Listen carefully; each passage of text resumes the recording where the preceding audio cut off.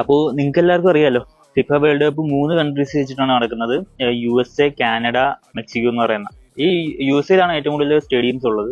Total stadiums എന്ന് പറയുന്നത് 6 stadiums ആണ് ഉള്ളത് പല സിറ്റീസിലായിട്ട്. എന്നുവെച്ചാൽ മൾട്ടിപ്പിൾ സിറ്റീസ് ചെയ്യുന്നത് ബെറ്റർ ആണ്. അത്രയും ഏരിയാസിലുള്ള ബിസിനസ് ബൂം ആവും എന്നുള്ളതാണ് വേറൊരു സത്യം എന്ന് പറയുന്നത്. അപ്പം ഇതിന് വരുന്ന എക്സ്പെൻസ് എന്ന് പറയുന്നത് 2,48,000 കോടി രൂപയോളമാണ് ഈ സ്റ്റേഡിയംസിന് എല്ലാത്തിനും കൂടെ ആയിട്ട് സ്പെൻഡ് ആക്കുന്നത്.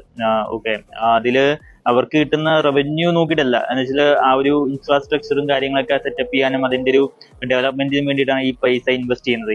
ഈ ഒരു പ്രോഗ്രാം നടന്നില്ലേ പോലും അവർ ഇൻവെസ്റ്റ് ചെയ്യേണ്ടതാണ്. അതിന്റെ റോഡ്, മെട്രോ, അതുപോലെയുള്ള പിന്നെ ആക്ടിവിറ്റീസും കാര്യങ്ങളൊക്കെ സെറ്റപ്പ് ചെയ്യേണ്ടത് ഏറ്റവും പ്രധാനമാണ് ഒരു രാജ്യത്തിന്. അപ്പം ഇതിനു വേണ്ടിയിട്ട് അത് ഡെവലപ്പ് ചെയ്യുന്നേ ഉള്ളൂ.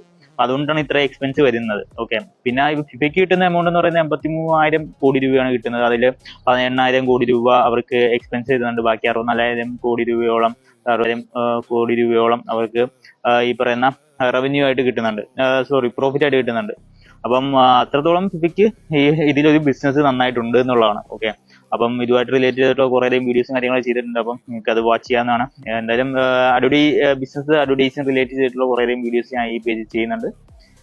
നിങ്ങൾക്ക് എന്താണ് ഈ ഫിഫയെ കുറിച്ച് തോന്നുന്നത്? എങ്ങനെയാണ് ഇതിന്റെ ബിസിനസ് ആക്ടിവിറ്റി സൈക്കിൾ എന്നൊക്കെ നിങ്ങൾക്ക് കമന്റ് ചെയ്യാവുന്നതാണ്. ഓക്കെ, നെക്സ്റ്റ് വീഡിയോ കാണുന്നത്.